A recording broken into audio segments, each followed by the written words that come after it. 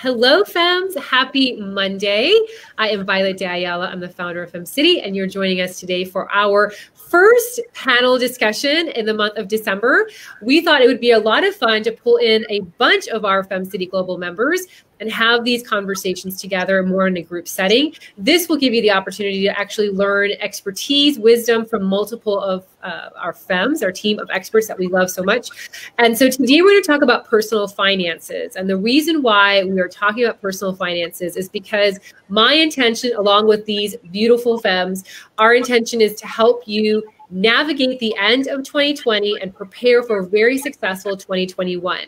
So I know that 2020 has been filled with a lot of challenges for all of our femmes. And I think that as we talk more about money and we talk more about our personal finances, it becomes really a great habit to have it on the front of our minds. It also makes it very comfortable for all of us to share it more and more. And I always feel like the things that we focus on the most are the things that we see grow and expand in our life. So it's really important for us to have that conversation. And we encourage you to follow the conversation as well. If you're watching it live, feel free to ask questions. We're here to serve you. We're here to help you. We want to benefit you. So if there's a question that you have on the topic, please don't hesitate to comment on the feed. And if you're watching this later on in the FemCity library, again, feel free to reach out to all of these experts. They're here to help you, and they're easy to find on our speaker and teachers page. And of course, I'll have some places on the library so that you can easily contact them as well. So before we get started, you're probably thinking, I have no idea who these femmes are. Perhaps you do. I know Amanda's taught a couple classes, and Carol, actually all of you have taught classes for FemCity, but perhaps some of our non-members have no idea who you guys are. So I thought it'd be really great for you guys to just take about a minute and share who you are, what you do, what your passion is, and then we can go ahead and get started with the conversation on personal finances. So let's go to Amanda. Amanda, share a bit about who you are, your background when it comes to personal finances, and also what you're passionate about when it comes to teaching women about financing.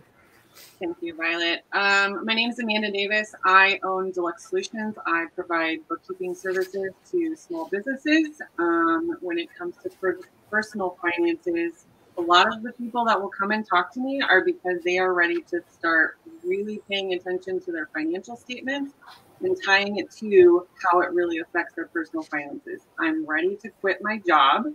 And how do I look at my financial records to make sure that I'm successfully going to do that and not feel so stressed and bogged down by it? So, good stuff. Love it.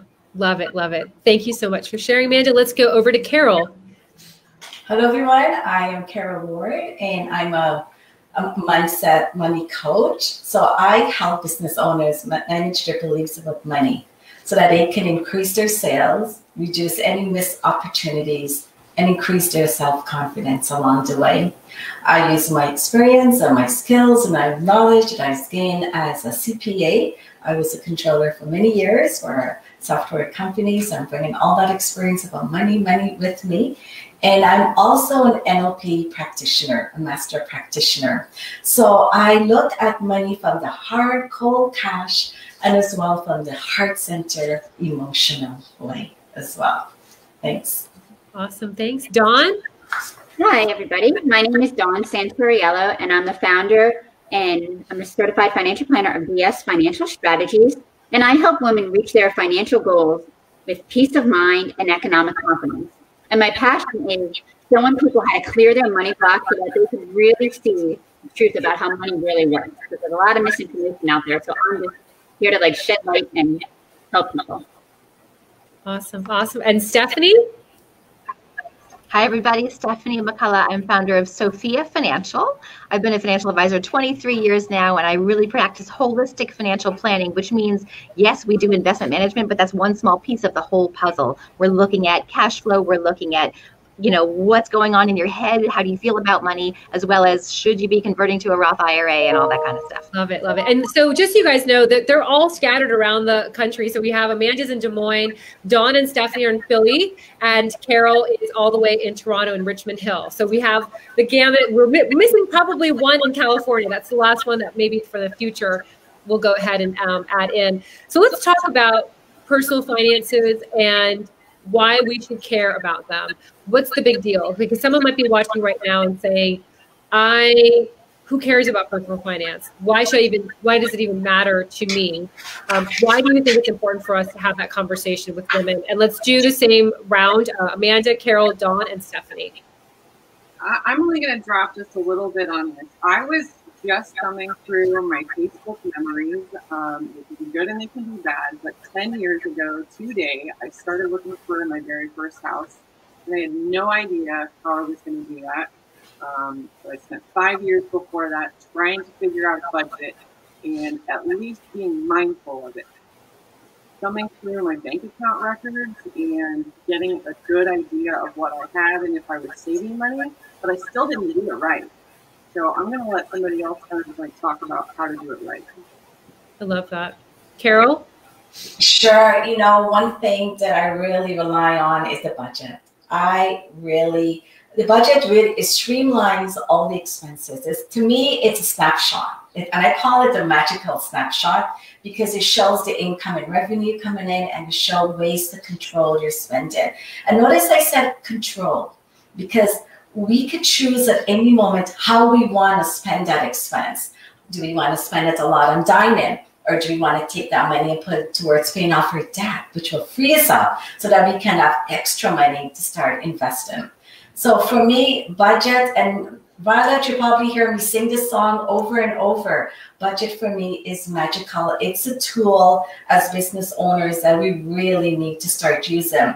And not just have a budget and keep it in place. We as human beings, we are flexible. We change all the time. Our situation changed.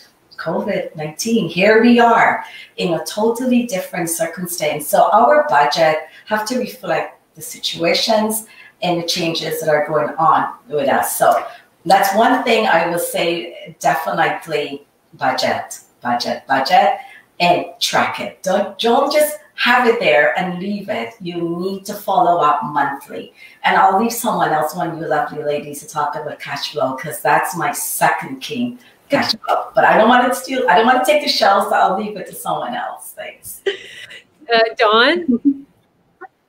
Hi, everybody. Yeah, why should you care about your personal finances? Because money is the way we exchange goods and services. So unless there's some other way, which obviously there isn't anymore, you need to focus on your money and you need to care. And like Carol said, it's all about cash flow. You cannot do anything unless you know exactly where you are, what you're working with, what you have to spend. That's the huge thing. People, especially best business owners, we're so busy. So we just, we have money coming in. I'm going to go spend it over here.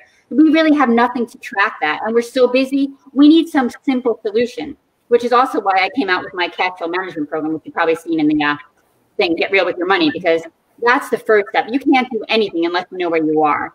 So tracking is important, and money is a way of life. So we got to get a handle on it because, as someone mentioned, life constantly changes. So you need to look at what you're doing. Don't rely on like your husband or your spouse, someone else. You need to be responsible for you because that's how you're going to be successful in life. Take responsibility and ownership for your own personal financial situation.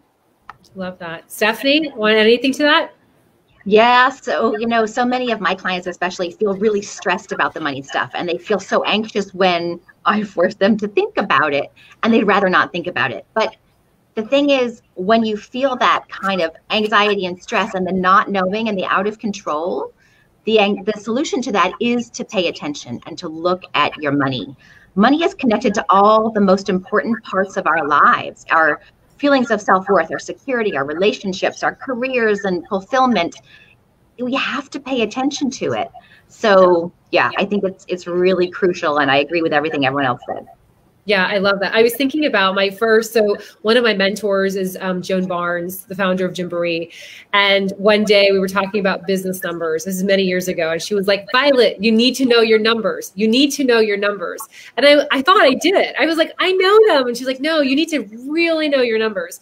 And I tell you, I look at my budget almost every day. I also connect what the charges are. So I go through my bank statements to make sure that they're in alignment with my budget, right? Because you can create a budget, but then if the actual numbers don't match up to that, you have no idea really, is it a good alignment? And so I kept hearing, as I was listening to you guys share, I was thinking about Joan and like just hammering that in. And I want to touch upon something else that you all mentioned, is that for whatever reason, sometimes we're so fearful, perhaps because we're in a really bad financial situation and we don't want to look at it because it's going to be so bad, right? It's been a bad year. I know someone yesterday, I heard a story of someone who lost their job. And so they're 4 months behind. They just got a new job, but they're 4 months behind. And then how do you address those 4 years? And I know it's really easy to close our eyes and wish it to go away. But the truth is that it's just not going to go away. And I love that, Dawn, you mentioned, whether it's your spouse, your partner, your loved one, take accountability. Because that's the other thing I see a lot of women not doing is that they're not taking accountability. They're trusting somebody else and they're kind of pushing it aside. And then sometimes life changes and then they're stuck in a situation where they're a little bit blindsided. So my next question then for you guys is, what are some ways that femmes can start to take on the personal finances? And let's assume that we're talking to someone who is a little disconnected from their finances right now. They're a little bit upside down. They really don't know where they stand. They feel quite overwhelmed. And they're feeling like there's no point on looking at it because there's nothing they can do. So what would be the advice that you would give to them for someone who's really starting to prepare for 2021, knows they need to do what you guys all said, but they don't know how to start? And let's do the same, Amanda, Carol, Dawn, and Stephanie. So at the beginning of that post, it was 10 years ago, I was jobless. I had no idea what my monthly needs were on my bank account, but I knew that I needed to prioritize my self-care. So the first thing that I did is I made sure to run through my bank for a whole year and then start doing a habit on a monthly basis because our habits are key in how we make changes. So the first of the month, look at last month and what is your goal? And make sure it's realistic. We don't need to be like out of control on our thoughts. So that way our finances can spiral even more out of control. Make sure it's realistic. So if you don't have a job, at minimum, you need to know what your monthly needs. How much is your rent? How much is your house payment? How much are your utility bills? If you need to put some savings aside, what are you comfortable with? But don't sacrifice your self-care. Period. Can't sacrifice that self-care. I have a life change. COVID happened this year. Our businesses, this industry got hit pretty hard, but I knew what my budget was. 10 years practicing habits. You can look at it. I can look at it confidently just in my bank account and in my financial records and make sure that these ideas, these goals that I want to implement this year and what I need to do for myself right now are still in alignment, or I can do something that is a little bit less but still makes me happy. Love that. Carol? Yes, so I'm going to come back to money and cash flow because there's one item on cash flow that a few of us shy away from, and that's accounts receivable. When money is owed to us from other business owners.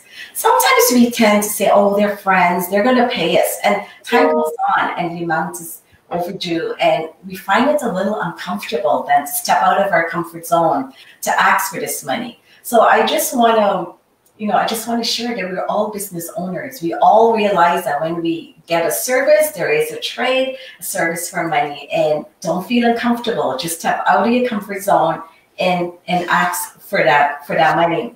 And another thing I just want to mention that some of us may not even be aware that we are accumulating this debt. We may have looked at our parents' lifestyle and we may have seen them overspending. We may have seen them missing bill payments. So we may think that is commonplace. And like Dawn said, each person have to take ownership. And especially when you're in a couple situation, you imagine you're bringing your belief about money, your husband is bringing his belief about money. If you don't put it on the table and figure out ways to compromise and deal with money issues, it can definitely become a problem. So that's one thing for me, is making sure that you look at on your cash flow and go through line by line. Where is my money coming in from? Where is it going? Budget is fantastic. Cash flow is king as well.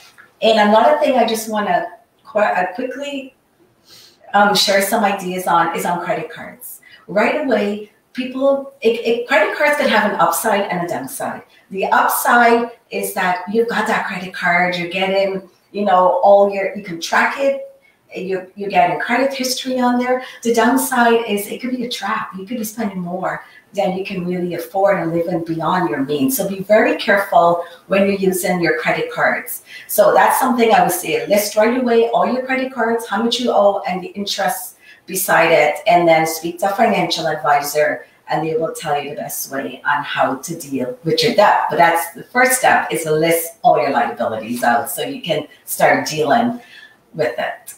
Yeah, love it. And we know, for those of you that are listening now and going, oof, I don't want to do that.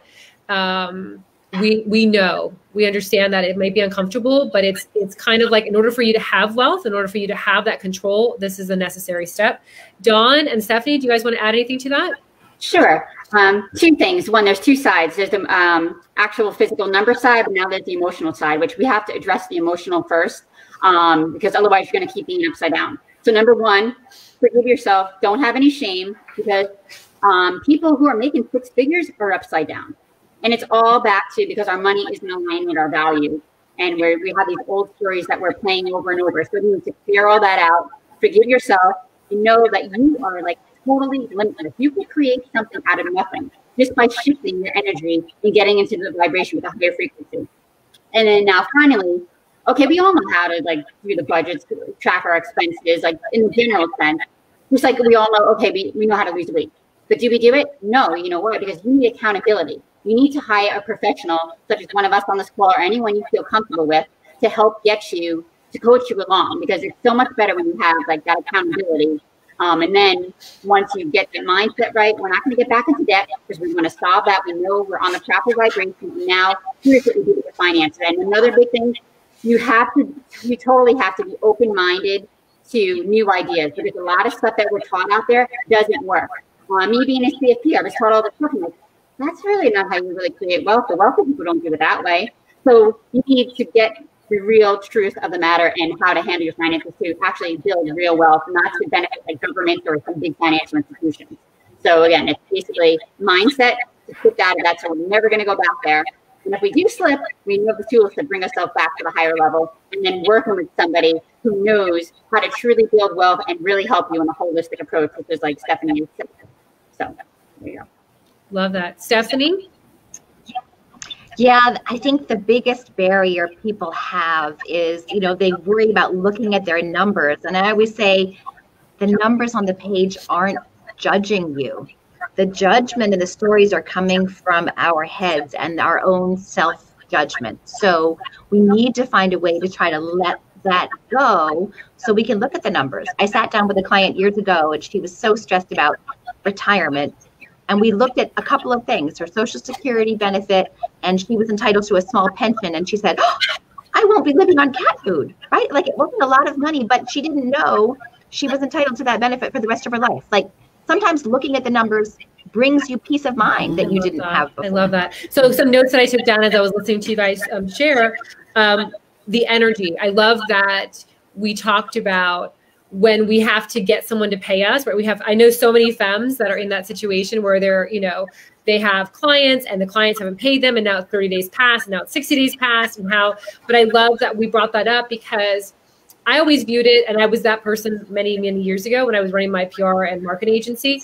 I always thought about it energetically, right? So if you feel uncomfortable in that situation, think about the energy that in life you should be receiving what you're giving, and there has to be that flow there. And so as you give, you should be receiving. And sometimes it's monetary, sometimes it's through bartering, sometimes it's through promotion. I mean, that can vary.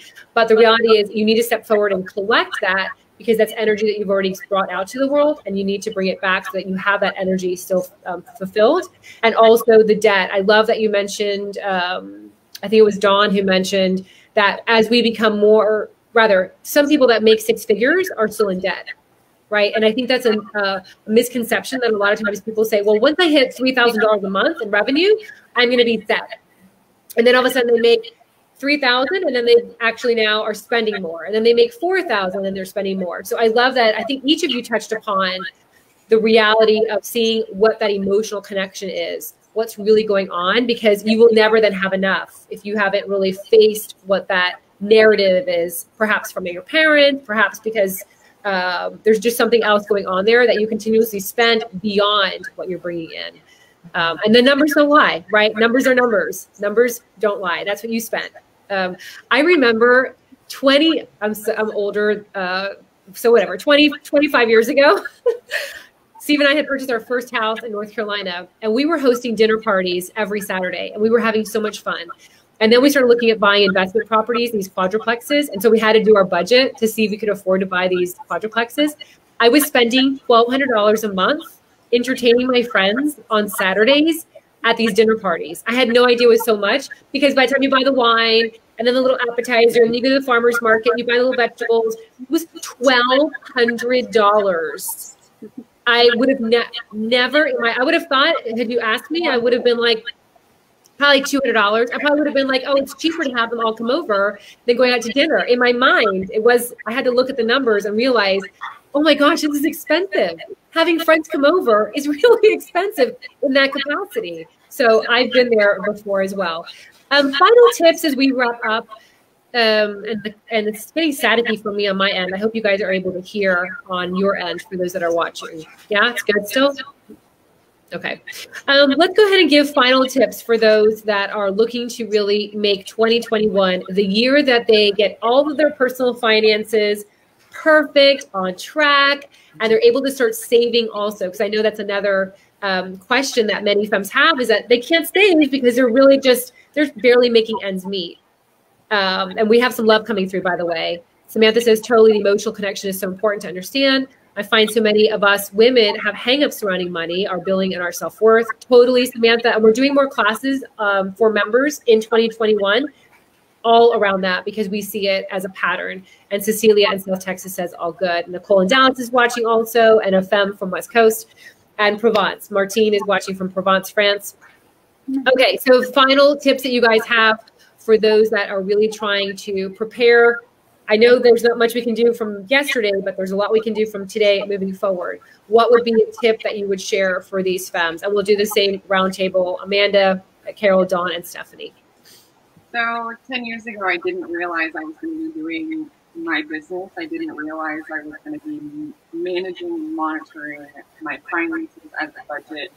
The one thing that I did was I assessed the way that money flows. Cash is king, right? We've all said it. We all kind of agree on that. But I changed the way that money flowed in, and then it was given to me. And I allowed myself to have $50 transferred into one bank account that I got to spend on myself. And that was it. And then all of my bills for my household went out of one specific account. And it wasn't the same account that my paycheck went into. So just analyzing the way that your money flows. If you only use one bank account, I'm going to highly suggest that you reevaluate the way that happens. Financial advisors, I mean, there are a million different programs out there, but just talk to somebody and start that conversation.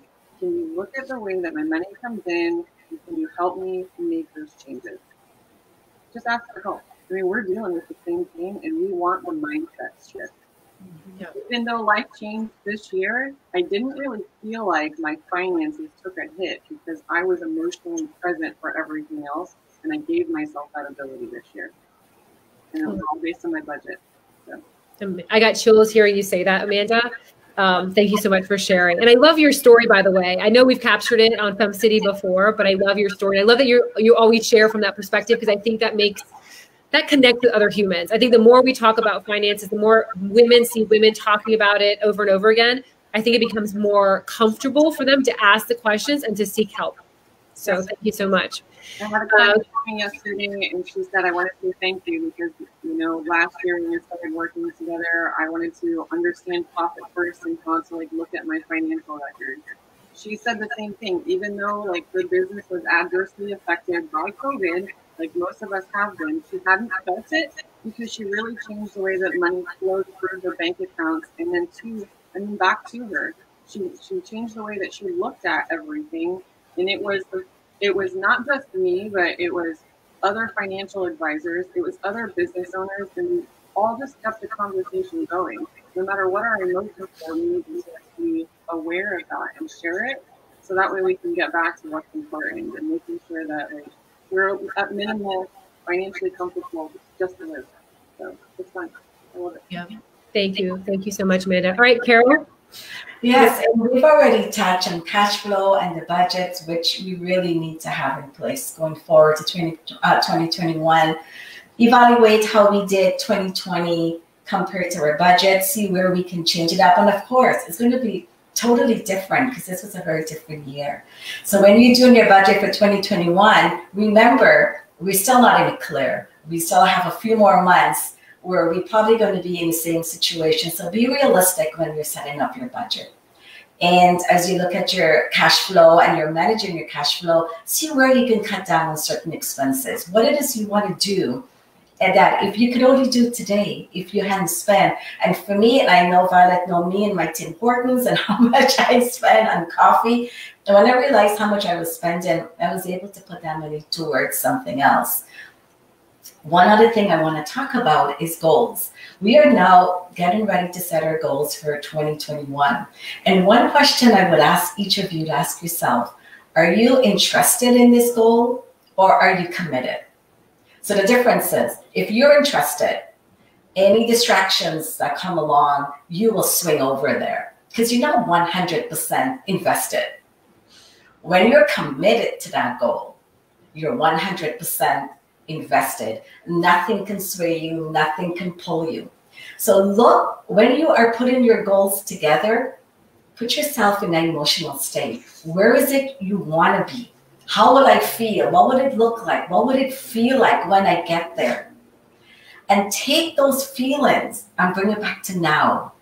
Feel it here in this place right now, because that's the feeling, the energy, the frequency, the vibration that you need to feel along the journey. And remember, when we get there, it's a destination, but the whole joy and fun of getting to our destination is enjoying the journey. So I wish all of you well. Thanks, Violet. Awesome. Thank you, Carol. Dawn? Well, one, remember, you are your number one asset. And 2020 has taught us that. We've got rid of all the frivolous spending. So make sure you save. Ideally, you want to save 20%. But depending on where you live, I know where me and Stephanie live, that might not be feasible. So at least 5, 10%, whatever you can do, pay yourself first. And then I know we touched on this a lot, and people, when they hear budgets, like, oh my God, it's going to take forever. Well, no, it's very simple. You basically, I actually have a program like those people. We're not going to sit there and nitpick, okay, how much am I paying for my Starbucks every day? You will have a program that shows you, okay, here's what you have for variable expenses. You have, like Amanda said, you set up the different checking accounts, and then also you can put alerts on your credit card. So once you hit that variable spending, you're done. So it simplifies it, but again, let go of the fear and just take the first step. Remember, you're your number one asset. Do yourself first, and work with a professional, because again, everyone's the whole what is that, New Year's resolution? Everyone goes to the gym at the end of January, boom, they gave up. So that professional is going to keep you there and show you how to reach those goals, and then you're going to have what you all truly want, which is financial peace of mind. Love it. I wrote down, when you said about the savings, I wrote down that even whether it's 5% or 10% or 20%, I think what's so great is that once you start doing the 5%, you see how easy it is to save of $1, $2, $5. And it actually becomes, at least for me when I started, it became almost like an addiction to see how much I could put aside. And it felt so good to be able to do that. And it may start with $1. It may start with $2. So don't think that, oh my gosh, I have to say, how am I going to, we're living on peanut butter and jelly sandwiches. That's not feasible right now, but just do the $1, the $2, and just setting that aside. If you can, every time you receive something, just put aside a couple bucks and a couple more bucks, all of a sudden it becomes a habit, and it becomes so much easier to set aside that money. Stephanie, final words from you as we wrap up with your wisdom. Final words. You don't have to know all the answers. You have to know the questions to ask and have the guts to ask them. So many women get on themselves because they're like, oh, I should know that stuff. Oh, I feel like, I don't know enough about this. That's okay. Be the person who is not afraid to ask the questions, and ask them of a professional. If you're thinking about working with a professional, ask them of your spouse or your business partners or everybody. Just start talking about money. Talk about it with your friends and your colleagues. Ask those questions so that you can get more information and make better decisions.